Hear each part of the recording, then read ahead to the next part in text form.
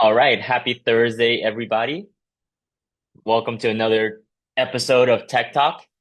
Today, we are going to be covering bungees for training, a small guide to resistance work. All right. Our mission is to help develop community-focused paddlers and leaders, and to provide mindset, technique, and coaching talks to support you with your goals. On today's agenda, we are going to talk about what's a bungee, how to put on a bungee, the purpose of resistance training, where to place the bungee, and also alternatives. As you can see on this photo here, there is a bungee on the canoe. It's right here. All right. I call this placed under the knee, and I'll go into why we put it there later in the presentation. So first off, what is a bungee? You might have heard about people doing bungee trainings and resistance training or tennis ball training, or there are many different terms that people use. I think some people also say use the PVC pipe or use the PVC.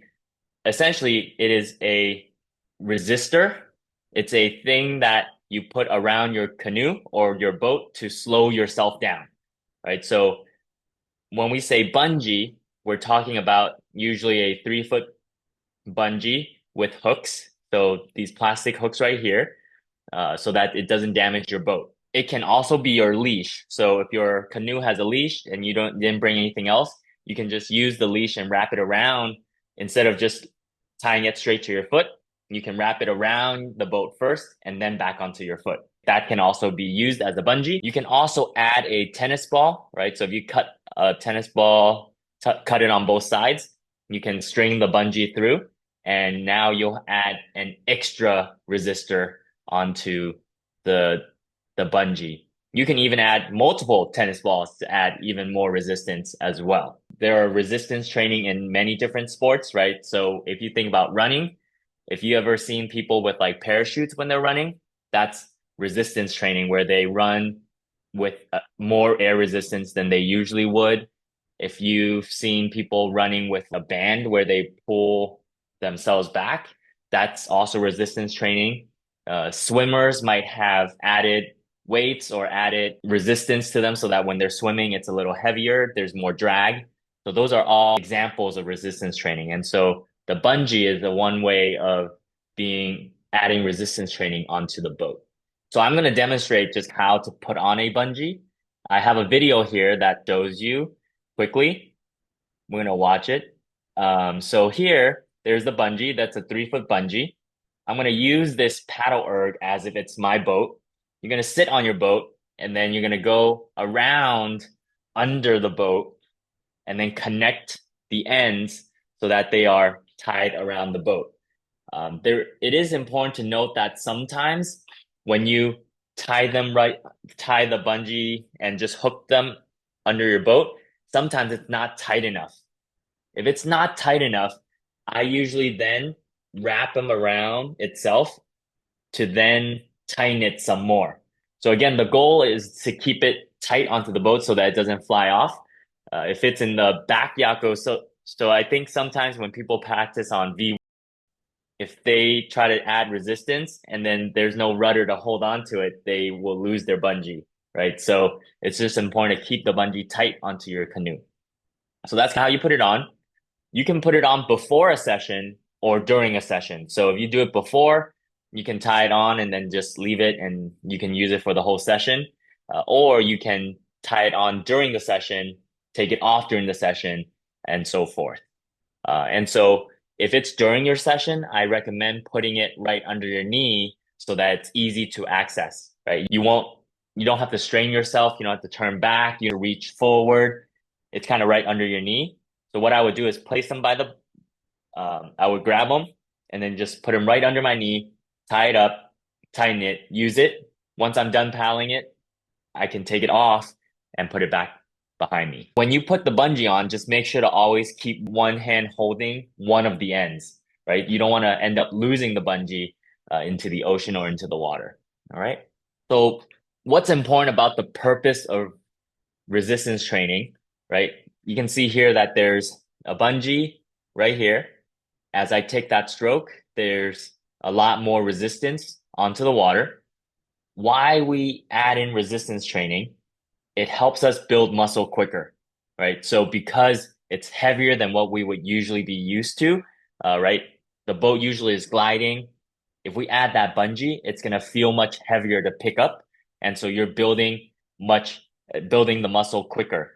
And when you build muscle quicker, later you'll actually end up burning more calories at rest. So that's increasing your metabolism, right? So all of this it gives a good spike to your muscle growth. It gives a good spike to your metabolism so that you get more resistance during that training.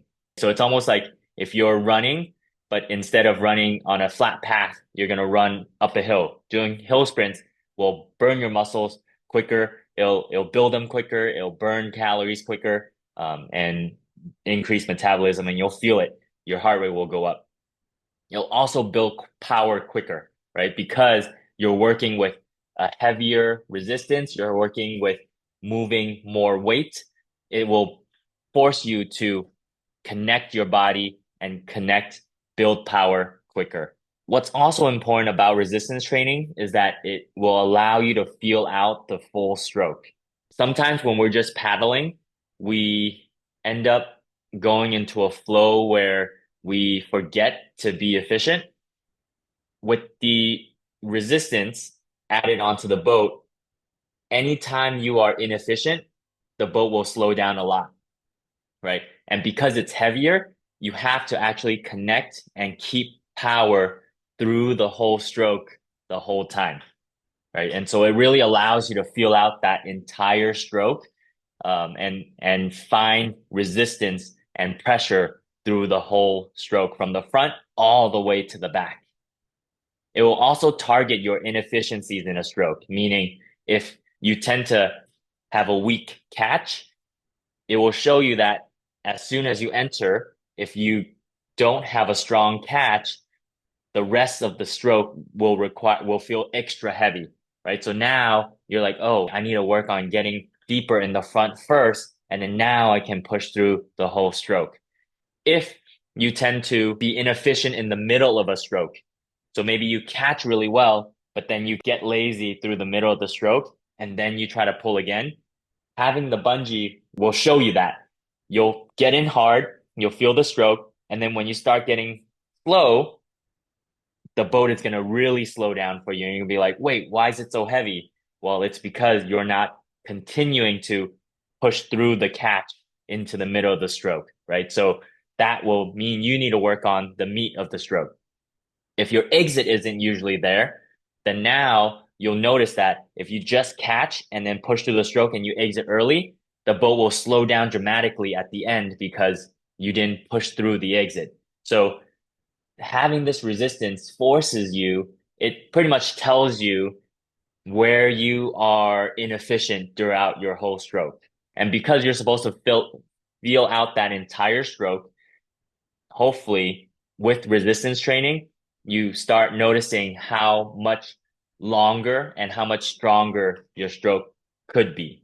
Another purpose for resistance training or adding a bungee is to slow yourself down among your group. So sometimes if there's a fast paddler in your group, they might add on resistance so that they are slower, so that they're still working hard. Everyone's working hard to push, but then speed wise, they're more or less even. And I think this is the most important part of resistance training. And this is that after you've added resistance and you feel out the full stroke, when you take off the resistance, it should then cue you to look for things. It should cue you to look for what is there even without resistance, right? So with the resistance, you're feeling out the heavy stroke the whole time. When you take off the resistance, you want to keep finding that heavy stroke, right? So if you take off the resistance and then you just go back to paddling inefficiently, then you didn't get the point. The point is when you're paddling with the resistance, with the bungee, you find the heavy water. When you take off the bungee, you want to keep trying to find that heavy water along with the glide, feeling out the full stroke, and that should then help you get stronger and faster even without the bungee on. So that's what I think are the main purposes for resistance training. So in terms of where to place the bungee, this has an effect on the boat speed as well. You can put them on the front yakos, and if you're putting them in front of you, usually that is to work on the catch, meaning as soon as you enter, you're going to feel the catch, you're going to feel the resistance in the front already, and then you can really work on the front end of your stroke. You can also put it on the back of your yakos, where you would more or less work on the exit of it. You'll catch water in the front. It's not been slowed down yet, but as you push through the stroke, you'll feel the resistance build. And then when you exit, you want to push through that whole stroke, and it should feel heavier. And then you can also put it in the middle under your knees, which is a mix of both. Do note that as it goes further back, usually it feels heavier and heavier. So if you put your bungee in the front and you're pushing, it usually is going to feel easier than if you put it behind you where you're going to be pulling. And here is a quick video of paddling with bungee, right? Take a look, and wind, I guess, right there. This one's right in the middle, right? So in the middle, so it will be a mix of working on the catch and the exit, and really the meat of the stroke. Just trying to get through the whole stroke. There are also some alternatives to resistance training. You don't have to only use a bungee, right? There are some people also use sandbags or weights on the canoe. So you'll take a sandbag and you'll put it onto the back of the canoe here, or weights on there. And what that is it will add weight onto your canoe, so it will create more drag on the boat without disturbing the glide, right? So with the bungee pretty much disturbs the glide every stroke. It's almost like you're starting at a dead stop every single time. Whereas with weight on it, it'll be a heavier boat. You're carrying an extra 20 pounds, 30 pounds, 40 pounds. So it'll be heavier, but the glide will still be the same. So there are methods to both. The sandbag method will allow you to still work on the glide, but just heavier overall. Just know that with weights, you want to be careful and safe. If you tie it onto your boat, if you flip over, sometimes that weight is hard to put it back on. Or if it's not attached, it will just sink right under. And so just be careful with sandbags and weights. Another alternative is to use a larger face training blade, right? So instead of a regular face, you just get a gigantic paddle. And that is also another way for you to work on resistance training. You'll be grabbing a lot more water, finding efficient stroke, finding pressure, and using a training blade. That will also help.